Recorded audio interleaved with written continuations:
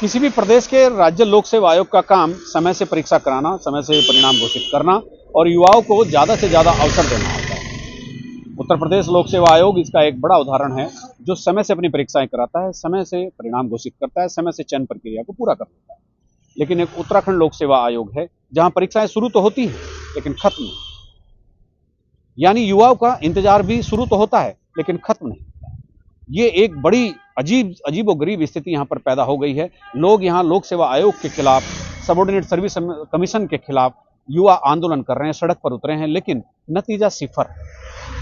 अब जो इस समय जो पीसीएस की जो परीक्षा चल रही है, जो प्रक्रियाधीन है, अगर तारीखों के आईने में हम उसको देखते हैं तो उससे राज्य लोक सेवा आयोग की क्षमता, राज्य लोक सेवा आयोग के जो उसकी एक काम करने का मैकेनिज्म है, उसका पता चलता है।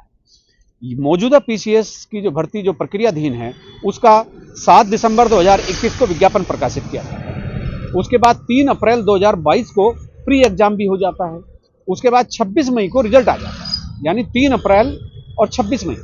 वो एक अलग बात थी कि 15,309 अभ्यर्थियों ने एग्जाम दिया, 1.5 महीने में कॉपियां जच गई। वो एक अलग बात थी कि लिटिगेशन में जाने के बाद रिजल्ट को 2 बार रिवाइज करना पड़ा और उसकी वजह से रिजल्ट में देर हुई, लेकिन फिर भी 6 फरवरी 2023 को फाइनल रिजल्ट घोषित कर दिया गया।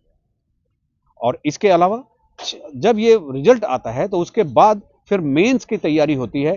23 से 26 फरवरी के बीच मेंस परीक्षा आयोजित हो जाती है और रिजल्ट का आज तक नहीं पता है, यानी फरवरी। 10 महीने से ज्यादा समय हो गया है और मेंस की जो परीक्षा है, पीसीएस मेंस की परीक्षा उत्तराखंड लोक सेवा आयोग की, उसके रिजल्ट का कहीं अता पता नहीं। कभी कहते हैं कॉपी चेक करने वाले नहीं मिल रहे, कभी कहते हैं कि अभी थोड़ा सा समय लगेगा। 1.5 महीने में प्री एग्जाम की 15,309 कॉपियां जांची जा सकती है, लेकिन 10 महीने में कम अभ्यर्थियों की 4214 अभ्यर्थी, मात्र 4214 अभ्यर्थियों की कॉपी नहीं जांची जा सकती। ये तो अजीब बात हो गई कि यानी प्री एग्जाम में तकरीबन 15,300 बच्चे बैठे और 1.5 महीने में कॉपियां जांच दी गई, और जब मेन एग्जाम आया उसमें 4214 बच्चे बैठे और 10 महीने बाद भी नतीजा सिफर। अब ये बात तो रही जो मौजूदा परीक्षा चल रही है उसकी, और अब मैं आपको बताता हूं कि लोक सेवा आयोग ने आज तक क्या किया। तो क्या किया, कितनी भर्तियां की, कितना उसका पैसा खर्च हुआ, हर साल लोक सेवा आयोग पर कितना पैसा खर्चा होता है, तो ये एक देखने वाली बात है। अब ये मेरे हाथ में आप ये किताब देख रहे हैं, आप ये सोच रहे होंगे कि ये मैं किस तरह की कौन सी किताब लेकर के आया हूं। उत्तराखंड लोक सेवा आयोग का 21वां प्रतिवेदन, ये आप देखिए। तो ये 21वां प्रतिवेदन है और इसमें लिखा है 1 अप्रैल 2021 से 31 मार्च 2022 तक जितनी भी भर्तियां हुई हैं, चाहे वो साक्षात्कार के माध्यम से हुई हो, चाहे वो लिखित परीक्षा के माध्यम से हुई हो, इस किताब में ये प्रतिवेदन है लोक सेवा आयोग का। ये राज्यपाल को सौंपा जाता है और ये विधानसभा के पटल पर रखा जाता है। अगर इसके आंकड़े भी गलत हो सकते हैं तो फिर लोक सेवा आयोग ही इस बात का जिम्मेदार है।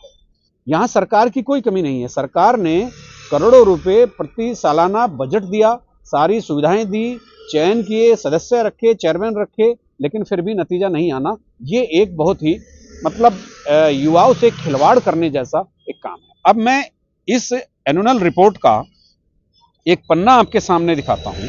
तो ये पन्ना है आयोग की स्थापना से अब तक, इस पर ध्यान करिए। आयोग की स्थापना से अब तक यानी मई 2021 से 21 मार्च 2022 तक लिखित परीक्षा अथवा लिखित परीक्षा एवं साक्षात्कार, यानी दोनों तरह की भर्ती, लिखित परीक्षा भी और साक्षात्कार के माध्यम से 14,45,143 आवेदन प्राप्त हुए और 6308 अभ्यर्थियों का चयन हुआ। 6308, ये देखिए। तो ये है ऐसी परीक्षाएं जो लिखित भी है, लिखित और मौखिक यानी साक्षात्कार दोनों। मैं इसकी एक तालिका भी आपको दिखाता हूं। ये तालिका इसी की है, यहां आप नजर मारिए तो ऊपर से, तो ये देखिए प्रतिवेदन कितने आए, इसके अलावा इतनी पोस्ट थी। ये 6308 अभ्यर्थी इसमें चयनित हुए। ये 2022 तक का प्रतिवेदन है, मैं एक बार फिर दिखा देता हूं। तो ये प्रतिवेदन है 21 मार्च 2022 तक। अब इसके आगे वाले पेज पर बढ़ते हैं। ये आगे का पेज है।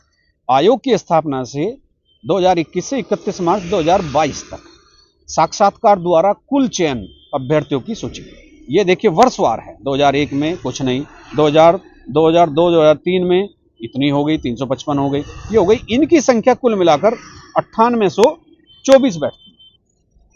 आप सोचिए कि ये 9824 ये और 6308 ये, तो आप इसको तकरीबन अगर हम इसका हिसाब लगाते हैं 98 और 6000, मतलब ये 15, 16, 17 हजार के बीच में कहीं ये संख्या बैठती है। एकदम से पूरा कैलकुलेट करना तो ठीक नहीं है, लेकिन ये इतना बैठ जाता है।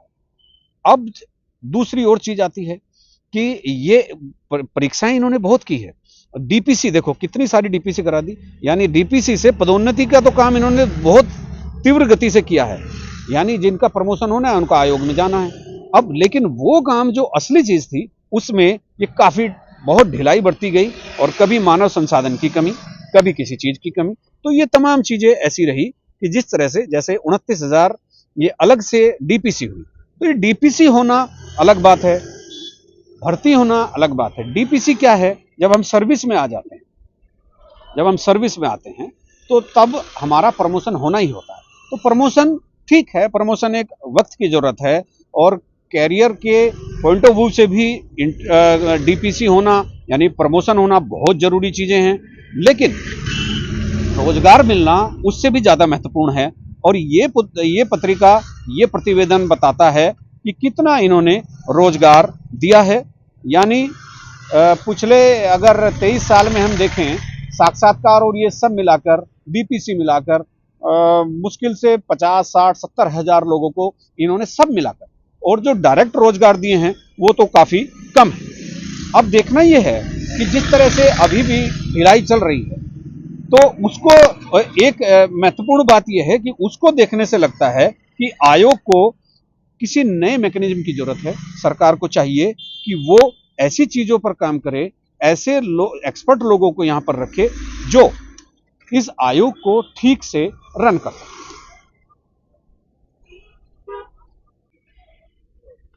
लोक सेवा आयोग उत्तराखंड की एक और महत्वपूर्ण बात मैं आपको बता देना चाहता हूं, और ये आपके संज्ञान में होनी भी चाहिए कि लोक सेवा आयोग पर प्रतिवर्ष सरकार कितना खर्चा करती है। यानी युवाओं को रोजगार तो मिल नहीं रहा है और करोड़ों रुपए खर्च हुए जा रहे हैं। अगर जो लोक सेवा आयोग प्रतिवर्ष अपनी भर्ती को नियमित नहीं कर सकता, भर्ती कैलेंडर को पूरी तरह से फॉलो नहीं कर सकता, तो फिर वहां पर इतना खर्च करना भी व्यर्थ ही जाएगा।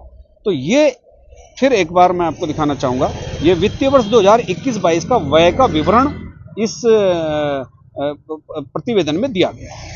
अब इसका क्या है, तो इसमें ये इस पेज पर आप गौर करिए ऊपर से लेकर नीचे तक, तो इसको मैं अलग से भी बताऊंगा कि किस तरह से खर्चा हो रहा है। यानी एक वर्ष में, इस वर्ष में सरकार ने इनको बजट आवंटित किया 36 करोड़ 93 लाख।